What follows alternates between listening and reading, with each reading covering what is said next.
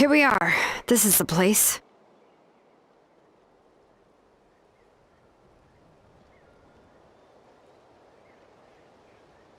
This cliff is pretty high. What are we going to do here? Are we going to climb to the very top and then throw this inscription down the cliff? I'm going to use phlogiston to make an engraving circle on the cliff wall. That will allow me to investigate the internals of the central inscription. Now let me see if this thing can even turn on. I was still an apprentice the last time I used it. Before we attempt to engrave the inside pattern of an ancient name with phlogiston, we always use this to draw out the engraving diagram on a cliff or open ground. Only after we've confirmed that phlogiston can flow properly through the internal engravings can we start formally working on the small internal engravings of the ancient name. If we want to dismantle the central inscription in a non-destructive manner, we'll have to use this thing. I really don't want to engrave such a large diagram with my bare hands. Oh, so you'll be able to see what it looks like on the inside with... For the most part. If it were just an ordinary unfinished ancient name piece, I'd just take it apart and pour phlogiston into the internal engravings to see everything. But since it's a central inscription, it would be better not to destroy the blessing that Auntie has prepared for Nechka. So, Childeren, does this central inscription fall under the 20% you understand about ancient names, or the other 80% you don't understand? Oh, don't worry. As I said, Auntie and I share an understanding of the most important principle, which is names are intrinsically valuable. Only by having names can things be sorted and categorized. They allow the world to become more orderly and identifiable. For example, when I order ore, I would usually say I need volcanic crystals of about 35% purity and no more than 3% of impurities. Without specific names, I would only be able to go to the ore merchant and say, I want this and this. No, this isn't it. That one. No, not that one either.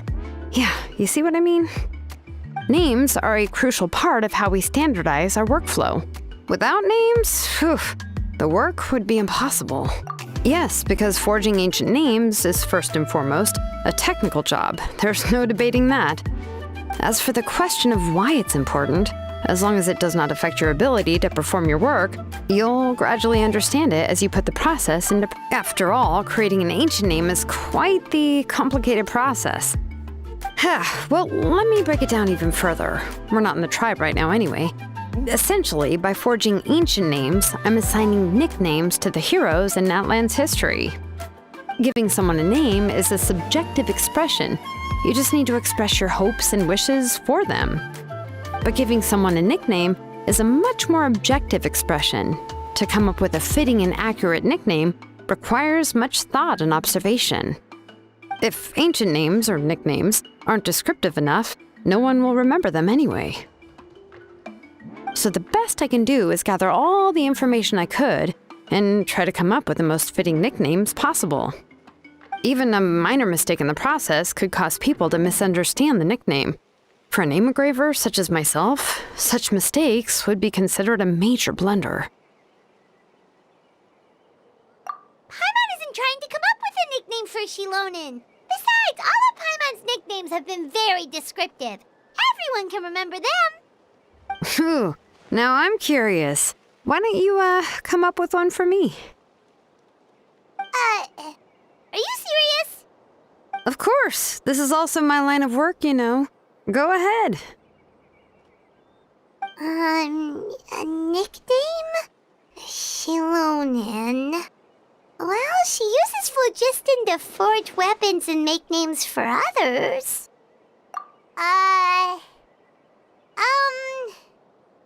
Smith? Yeah, not bad, not bad. But, you should keep observing my work, Paimon. Maybe you'll come up with an even better nickname. Right, okay. Time to make like a smith and start smithing.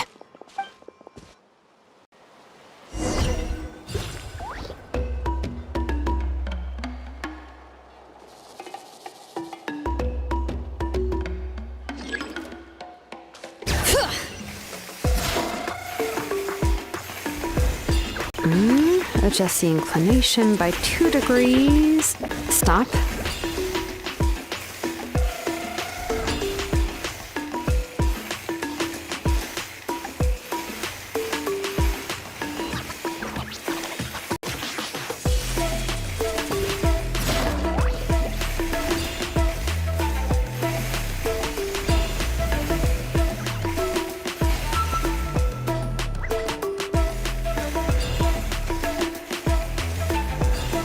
The error margin is within an acceptable amount, but I'll extend the inscription link a little more just to be safe. I'll leave some space here. When the linked engravings are activated, the inscriptions here will overlap with each other. There! That should complete the flow.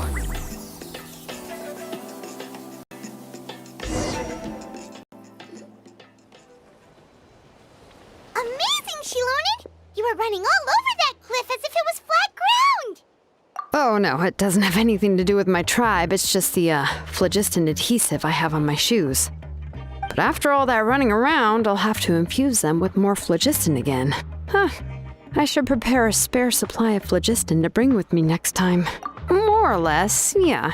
I usually have at least the key equipment on hand. I can show them to you when we next find the time, but let's get to work first. Let me see.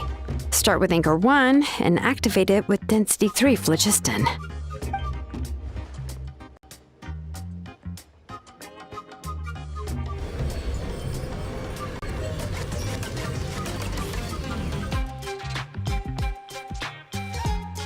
Whoa! A super huge diagram just appeared! Flasoli's central inscription is even floating!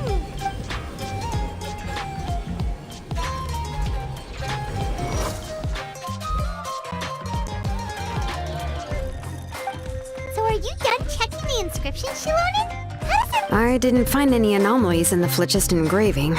All the adjustments are indeed based on ancient name engraving technique. That means we can help Flasoli and Machka now, right? Well, probably, but I have good news and bad news. Oh, but I'm also just going to go ahead and share both, so it's not like you'll have a choice in the matter. Paimon will cover her ears after the good news. Well, even if you cover your ears, the issue will still continue to exist. But, before we get to that, I want to ask the traveler a question. What are your thoughts on absorbing memories? I knew you felt the same way, and that'll save me some initial explanation. I've never been very good at that anyway. It's hard to control the absorption of memories. Technically speaking, this type of inscription has the power to do far more than absorb memories related to a single person. By herself, Auntie can't handle that level and scope of work, but if she has accomplices, it is completely possible for her to use this inscription to accomplish far bigger things. Accomplices? You make it sound like she's committing a crime! Well, here's the good news. Yes, this blaze gem inscription would be the perfect tool to commit crimes, but we haven't found any accomplices or signs that she intends to put it to such uses. From a purely objective standpoint, we can consider that possibility as yet to be confirmed for now. The bad news is, there's still an underlying problem with this blaze gem inscription that cannot be ignored. I believe I've mentioned this before. Ancient names operate with the help of the Wyab, granting them the power to read information kept in the ley lines. In this process, the Wyab actually function like relays, helping the ancient name bearer sense the information from within the ley lines. If you remove the Wyab from the process and don't use any tools, then finding a specific story is akin to trying to scoop up a specific grain of sand from a rushing river.